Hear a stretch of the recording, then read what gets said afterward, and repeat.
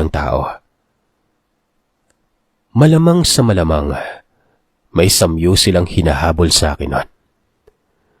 Wala naman ng ibang samyo ang nakakahalina sa mga aswang, kundi samyo ng isang malapit ng mamatay o may sakit, at samyo ng isang buntis.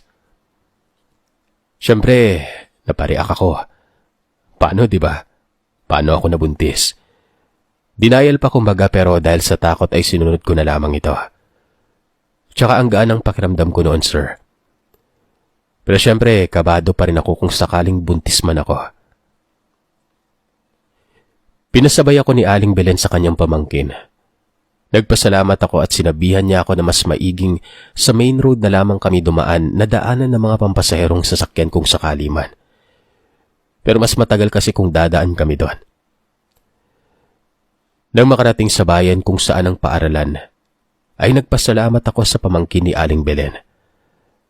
Mag-alas 7 na noon. Nakita ko ang pinsan ko na matyagang naghihintay doon sa plaza sa tabi ng school. Humingi naman ako ng tawad. Ayos lamang umano. Ikinuwento ko sa kanya ang lahat. Lalaki itong pinsan ko.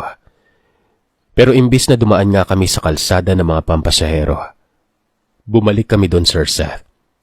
Siya na lamang umano ang magmamaneho noon.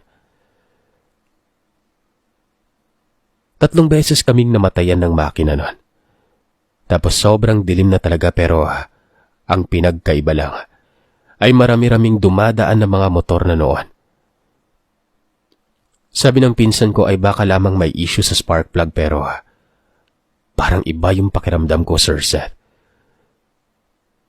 Sa 3 beses kasi na namatayan kami ng sasakyan, may nakikita akong isang malaking itim na aso na patawid-tawid sa kalsada.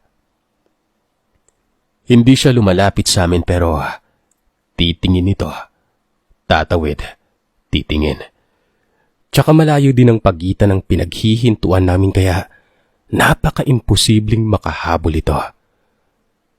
Bayan din ang pagitan, Sir Seth. Ang panghuling namatayan kami na makina. Bago kami umalis ay napansin ko yung aso sa kabilang kalsada.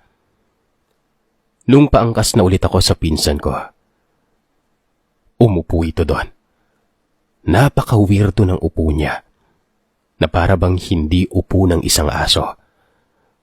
At bagamat hindi gaano kamaliwanag at hindi ko naman masasabing malinaw kung nakikita, para bang nakangiti ito sa akin.